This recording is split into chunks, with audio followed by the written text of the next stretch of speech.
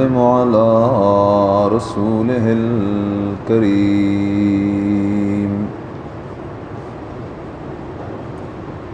أما بعد فأعوذ بالله من الشيطان الرجيم. بسم الله الرحمن الرحيم.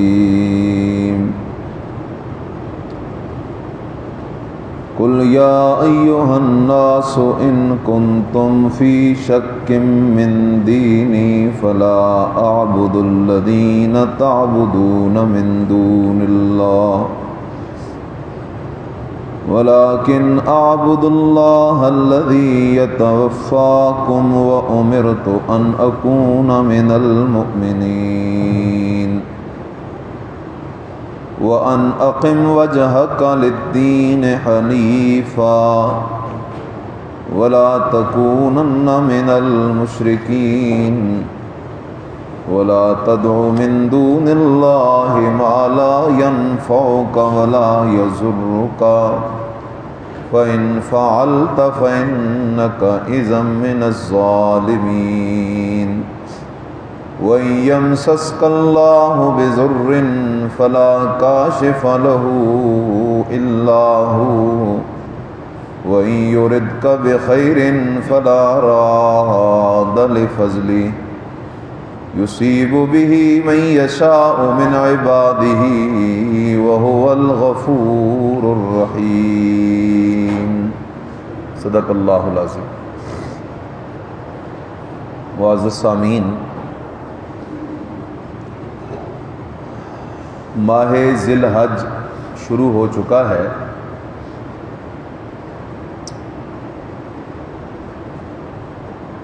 اور مسلمانوں کی ایک کثیر تعداد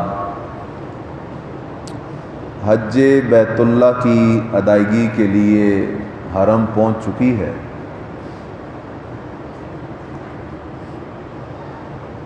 اللہ پاک اس سال کے اس فریضہ حج کو ہر قسم کے فتنوں سے، آفات سے، پریشانیوں سے محفوظ فرمائے. اگر انسان غور کرے تو حج کے اندر کون کون سے اعمال ہیں. 8 تاریخ کو حجاج منا کی وادی میں چلے جاتے ہیں. منا کی وادی میں وہاں ٹھہرنا، پھر وہاں سے ان کا عرفات جانا، وہاں سے مزدلفہ آنا، پھر وہاں سے 10 ذی الحج کو لوٹ کے منا آنا، یہاں آ کے جمرات کو، جن کو شیاطین کہا جاتا ہے، کنکریاں مارنا، اور پھر جانور ذبح کرنا، اللہ کے دربار میں ہدی پیش کرنا، اور پھر وہاں سے سیدھا احرام کھول کر طواف زیارت کے لیے آنا، وغیرہ وغیرہ، صفا مروہ کی سعی کرنا. یہ جتنے بھی اعمال ہیں یہ یادگار ہیں اللہ کے نبیوں کی، ان کی ادائیں ہیں. بی بی ہاجرہ سلام اللہ علیہا نے دوڑ لگائی صفا مروہ کے درمیان،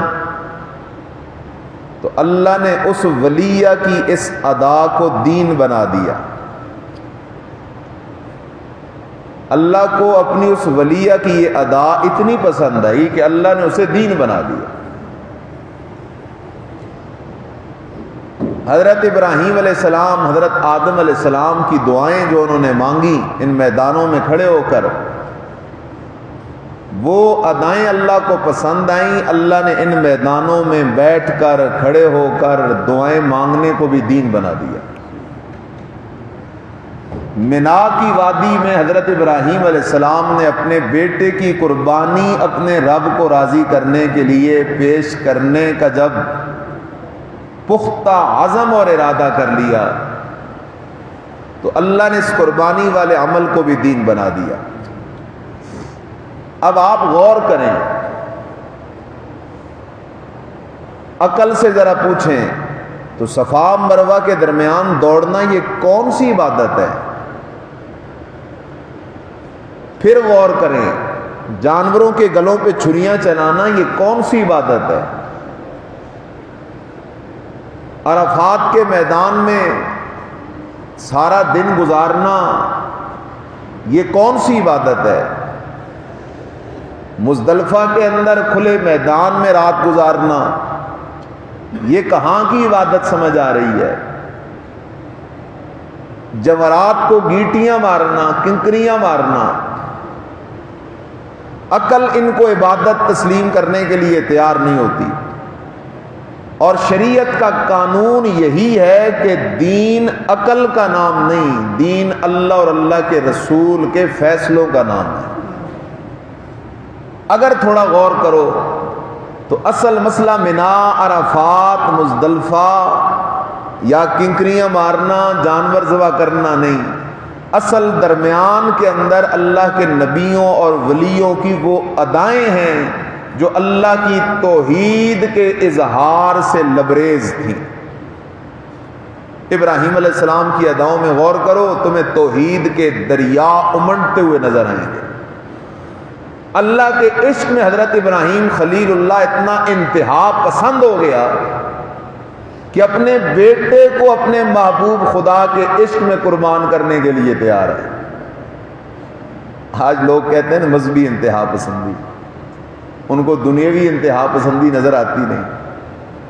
فرقہ واریت اور چیز ہے، لیکن مسلمان کو اپنے رب کے معاملے میں انتہا پسند ہونا چاہیے۔ 950 سال حضرت نوح علیہ السلام لڑے، سب کچھ قربان کر دیا، یہ انتہا پسندی نہیں تو اور کیا ہے؟ ابراہیم علیہ السلام نے گھر بار، باپ، عزیز رشتہ دار سب کچھ قربان کر دیا، حتیٰ کہ بدن کے لباس بھی چھین لیا گیا، یہ انتہا پسندی نہیں تو اور کیا ہے؟ اپنے لال کو جو 86 سال کی عمر میں اللہ نے دیا، بڑھاپے کی اولاد ویسی بڑی پیاری ہوتی ہے، اولاد ہے ہی بڑا میٹھا پھل، میٹھا نہ ہوتا تو حضرت یعقوب علیہ السلام کیوں 40 سال ہوتے؟ میرے مدنی کا شہزادہ حضرت ابراہیم جب فوت ہوا تو میرے مدنی کی آنکھوں سے آنسو جاری ہو گئے۔ صحابی پوچھتے اللہ کے نبی یہ کیا ہے؟ آپ تو رونے سے منع کرتے ہیں۔ فرمایا رونا اور چیز ہے، میرے اس بیٹے کے فراق پہ میرا دل غمگین ہے، والعین تدمع، اور میری آنکھیں آنسو بہا رہی ہیں، دل پہ بھی میرا کنٹرول نہیں، آنکھوں پہ بھی میرا کنٹرول نہیں۔ اسماعیل جیسے شہزادے کو اللہ کے عشق میں ابراہیم خلیل اللہ قربان کر رہا ہے، تو بالفاظ دیگر یہ قربانی اور حج اللہ سے عشق کے اظہار کی اداؤں کا نام ہے۔ اور اللہ سے عشق کس کا نام ہے؟ اللہ سے عشق نام ہے لا الہ الا اللہ، یہ خدائی عشق ہے۔ ہم بھی الحمدللہ قربانی کا عزم کیے ہوئے ہیں، اللہ ہم سب کو اپنے حلال رزق سے، اخلاص والی نیت سے، ابراہیمی عقیدے کے ساتھ قربانی کی یہ سنت ادا کرنے کی توفیق نصیب فرمائے۔ لیکن خیال کرو، ہر قربانی اللہ کے دربار میں قبول نہیں ہوتی۔ قربانی قبول تب ہوگی جانور بھی کھوٹا نہ ہو۔ جانور خریدنے جاتے ہو نا تو سینگ چیک کرتے ہو، ٹانگیں چیک کرتے ہو، دم چیک کرتے ہو، کان چیک کرتے ہو، آنکھیں چیک کرتے ہو۔ جس جانور میں عیب ہو اس جانور کو کوئی خریدتا نہیں۔ اچھا جانور اچھا مل گیا، لیکن جن پیسوں سے خریدا وہ پیسے حرام کے ہیں، تو کیا خیال ہے قربانی قبول ہو سکتی ہے؟ اللہ کو کوئی دھوکہ دے سکتا ہے؟ اچھا پیسے بھی حلال کے، نیت ٹھیک نہیں، نیت یہ ہے کہ اگر قربانی نہ کی تو لوگ کہیں گے دیکھو نا اس نے قربانی نہیں کی، ناک بچانے کے لیے قربانی کر رہا ہے۔ نیت یہ ہے کہ لوگ گوشت کھائیں گے، میرے گھر میں گوشت نہیں ہوگا، چلو قربانی کریں۔ ایسی نیت سے اللہ راضی نہیں ہوتا، وہ تو دلوں کے حالات کو جانتا ہے، علیم بذات الصدور۔ لیکن اگر جانور بھی کھرا، پیسے بھی کھرے، نیت بھی کھری، عقیدہ ابراہیمی نہیں، عقیدے میں خدا کا عشق نہیں، عقیدے میں توحید کی وہ مستی نہیں، عقیدے میں شرک کا گند ہے، ایک بیل نہیں 1000 بیل بھی ذبح کر اللہ کی قسم ایسی قربانی قبول نہیں ہوتی۔ عقیدہ صاف۔ اب وہ عقیدہ کیا ہے؟ میں نے یہ مقام کھولا اتفاق سے، اللہ کے قرآن کا یہ مقام کھولا، سورہ یونس ہے۔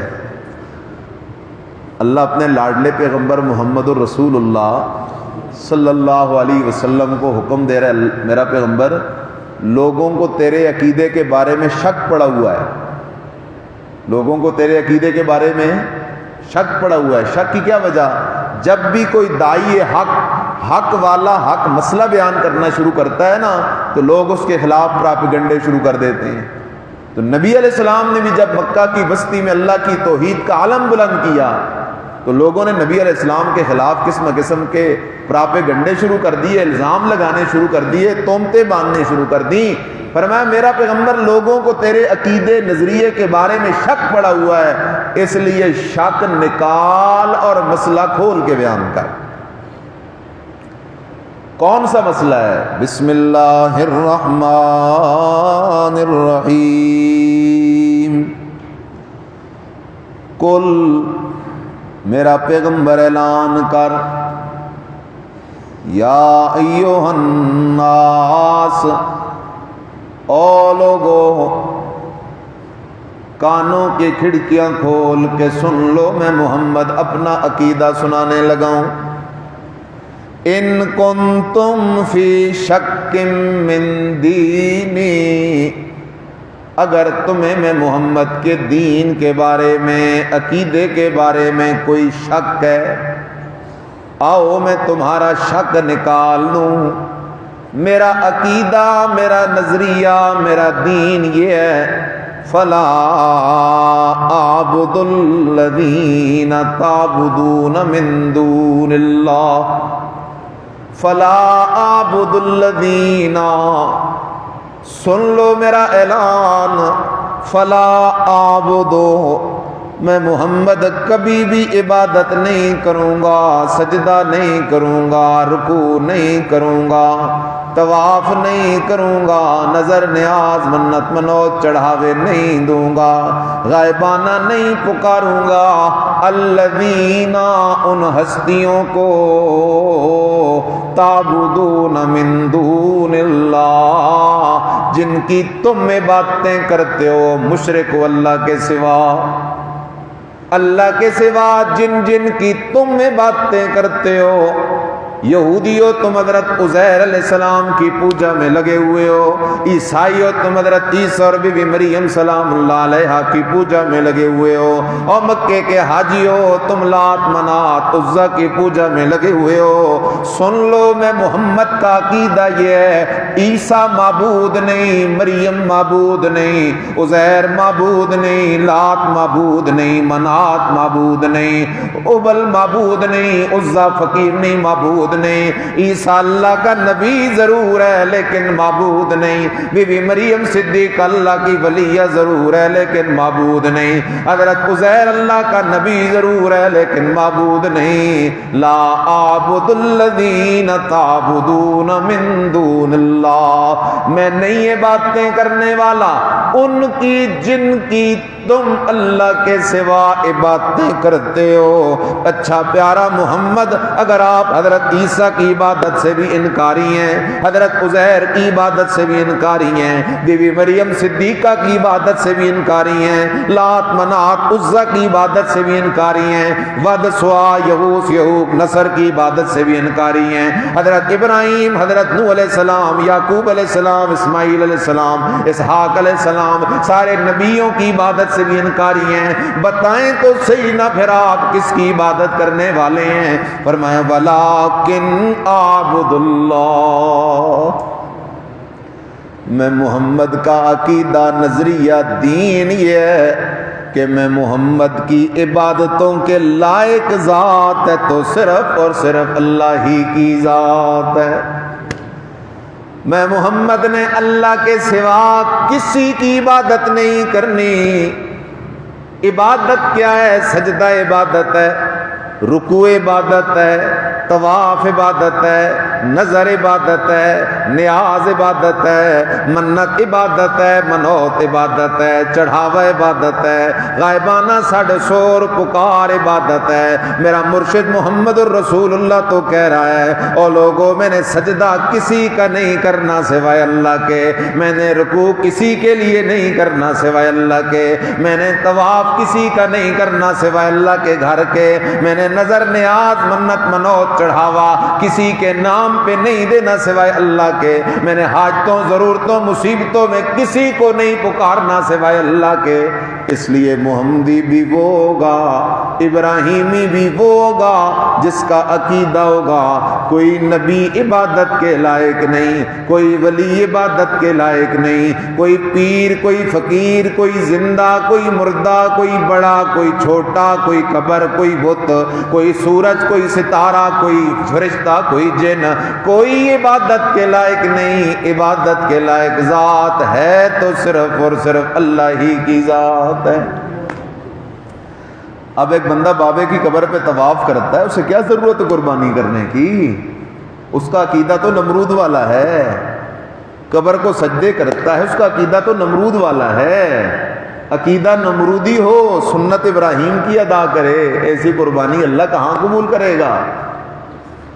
وَلَٰكِنْ أَعْبُدُ اللَّهَ الَّذِي، میں محمد عبادتیں کروں گا اللہ کی۔ کون اللہ؟ الَّذِي يَتَوَفَّاكُمْ، وہ اللہ جس نے تم سب کو اپنے اپنے وقت پہ موت دے دینی ہے۔ کیا مانا؟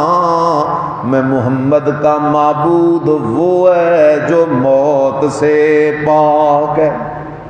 جس پہ خود موت آ جائے وہ معبود نہیں ہو سکتا۔ معبود تو وہ ہے جو موت سے پاک ہو۔ وہ امرت ان اکون من المؤمنین، مجھے میرے اللہ کی جانب سے آرڈر کیا گیا ہے میرا محمد، تجھے میں خدا نے نبیوں کا سردار ضرور بنا دیا ہے، صاحب قرآن، صاحب معراج، صاحب والضحیٰ، صاحب واللیل اذا سجا ضرور بنا دیا ہے، لیکن خیال کر میرے ساتھ تجھے بھی کسی کو شریک کرنے کی اجازت کوئی نہیں۔ اس لیے سورہ انعام میں اللہ اعلان کرواتا ہے قُلْ إِنَّ صَلَاتِي وَنُسُكِي وَمَحْيَايَ وَمَمَاتِي لِلَّهِ رَبِّ الْعَالَمِينَ۔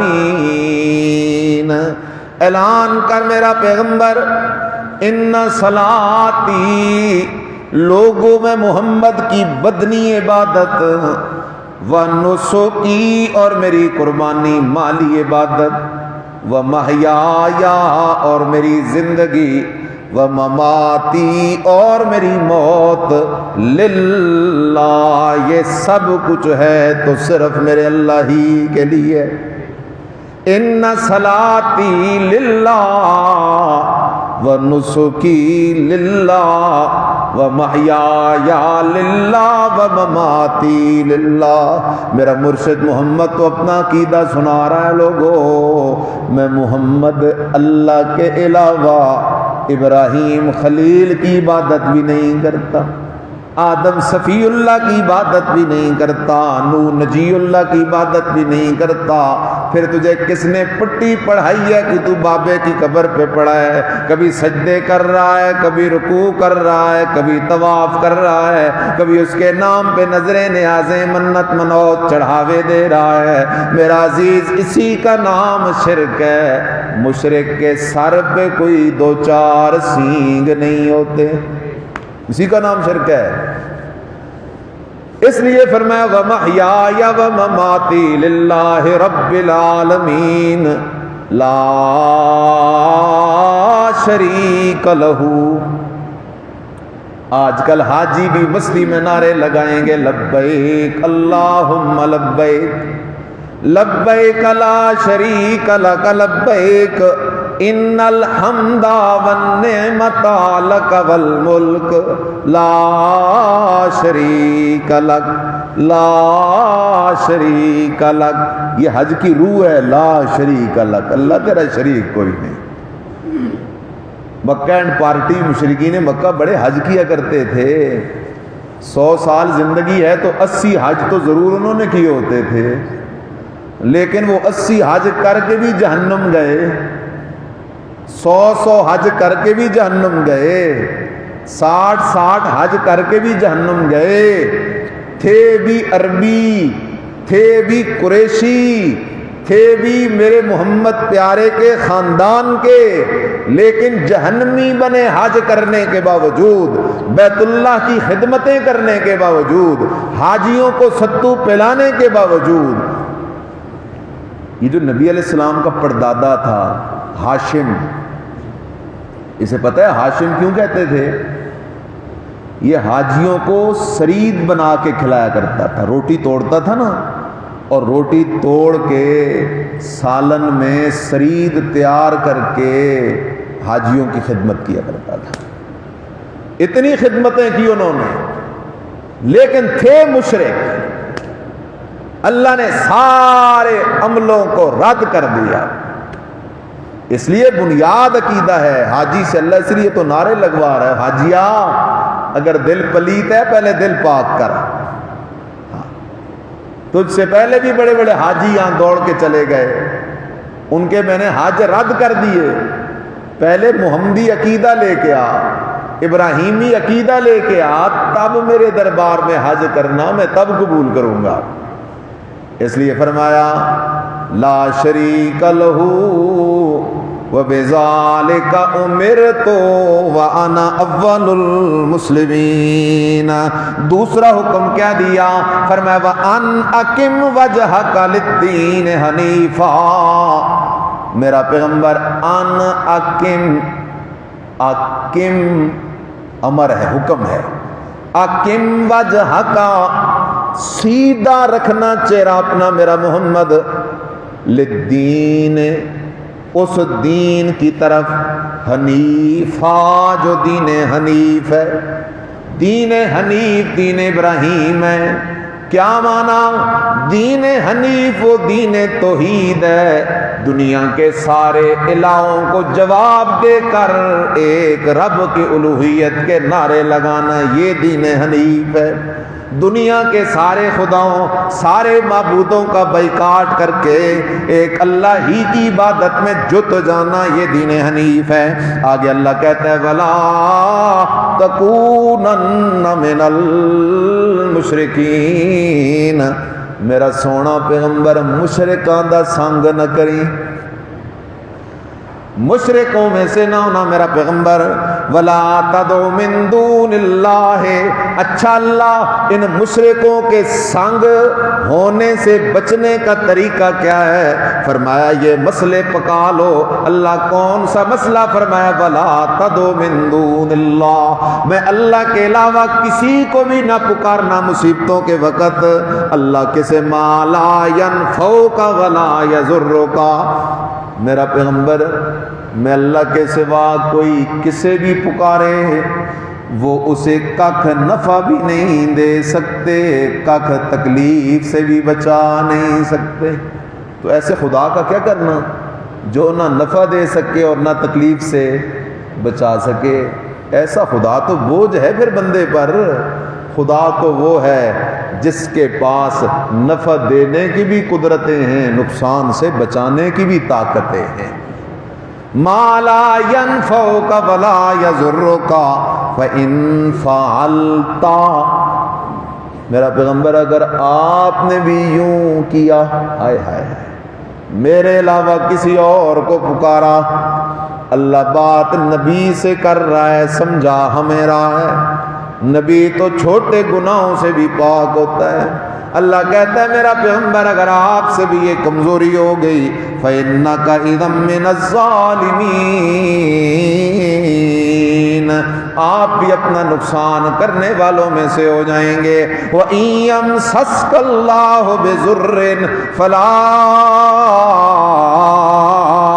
كَاشِفَ لَهُ إِلَّا هُوَ وَإِن يُرِدْكَ بِخَيْرٍ فَلَا رَادَّ لِفَضْلِهِ، اللہ کہتا ہے میرا پیغمبر خیال کر، اگر میں اللہ تجھے تکلیف دے دوں، ساری دنیا کے لوگ اکٹھے ہو کے اس تکلیف کو دور نہیں کر سکتے۔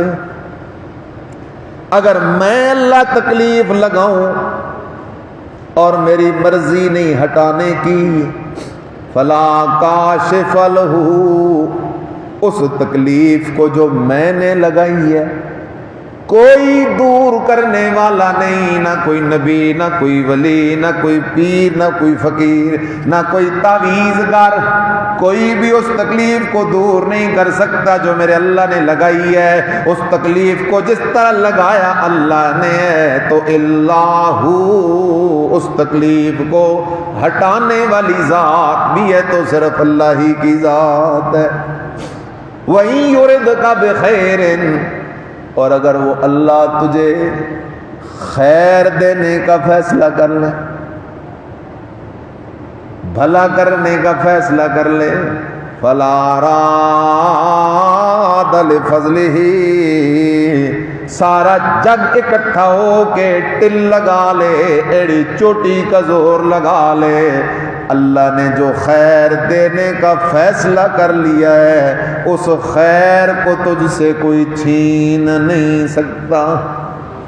فَلَا رَادَّ لِفَضْلِهِ يُصِيبُ بِهِ مَن يَشَاءُ مِنْ عِبَادِهِ وَهُوَ الْغَفُورُ الرَّحِيمُ۔ اللہ اکبر۔ عام ہمارے ہاں رواج ہوتا ہے کہ قربانی کے دن آ گئے، رمضان کے دن آ گئے، سارا زور فضائل پہ ہوتا ہے۔ فضائل اپنی جگہ برحق ہیں، قربانی کی بڑی فضیلتیں ہیں۔ صحابہ نے پوچھا یا رسول اللہ صلی اللہ علیہ وسلم ما هذه الاضاحی، یہ قربانی کیا ہے؟ فرمایا تمہارے باب حضرت ابراہیم کی سنت ہے۔ اچھا اللہ کے نبی ہمیں کیا ملے گا؟ فرمایا ہر بال کے بدلے اللہ نیکی دے گا، ہر بال کے بدلے نیکی دے گا۔ یا رسول اللہ صلی اللہ علیہ وسلم بکری کے تو بال ہوتے ہیں، گائے کے تو بال ہوتے ہیں، لیکن ہم کبھی کبھی دمبے بھی ذبح کرتے ہیں، ان کے بال نہیں ہوتے، ان کی تو اون ہوتی ہے، پشم ہوتی ہے، وہ تو بہت زیادہ ہوتی ہے۔ میرے مدنی نے فرمایا اس کے بھی ہر بال کے بدلے اللہ نیکی عطا کرتا ہے۔ فضائل اپنی جگہ ہے۔ آپ علیہ السلام نے فرمایا نہر کا جو دن ہے اس دن سب سے اللہ کے ہاں پسندیدہ عمل وہ خون بہانا ہے۔ اللہ کو یہ عمل بڑا پسند ہے، اس لیے قربانی اللہ نے توفیق دی ہے تو ضرور کریں، جہاں جا رہے ہیں وہاں تک آواز لگائیں، اگرچہ حالات تنگ ہیں۔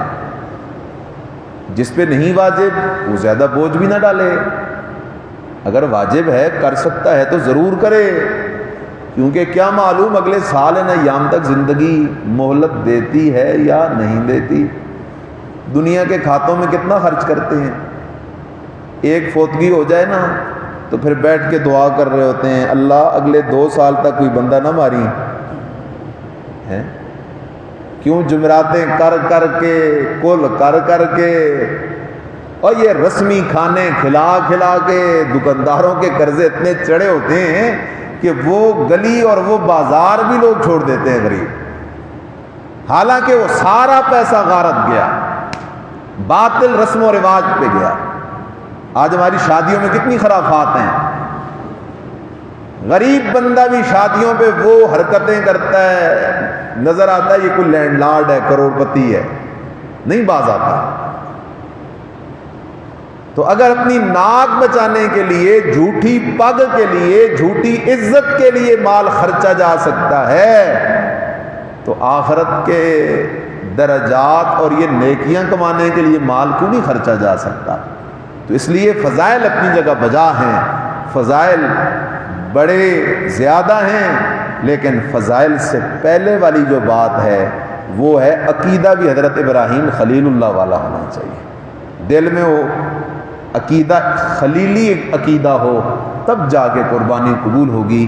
صرف جانور سے کام نہیں چلتا، صرف گوشت کھانے پینے سے مسئلہ حل نہیں ہوگا، دل میں وہ جذبہ اور وہ بات بھی پیدا کرنی ہوگی جس جذبے کے لوگ حضرت ابراہیم نے قربانی اللہ کے دربار میں پیش کی تھی۔ اللہ مجھے آپ سب کو ایسے جذبات، ایسے عقائد، خالص نیت، رزق حلال نصیب فرمائے اور ہمیں اللہ